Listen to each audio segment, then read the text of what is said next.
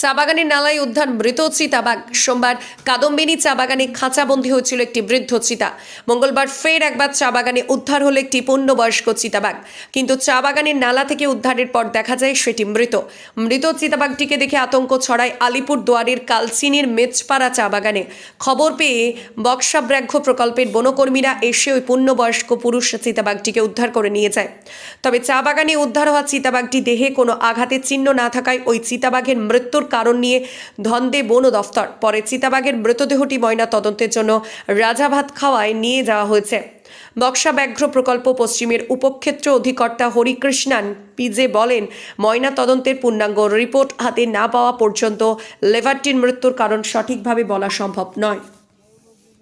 Lifeline diagnostic centre, এখানে রক্ত পরীক্ষা, digital ECG, digital X-ray, ultrasonography, echocardiography ও ফেটাল ইকোকার্ডিওগ্রাফি করা হয়। এছাড়াও বাড়ি থেকে রক্তের নমুনা সংগ্রহ করা হয়।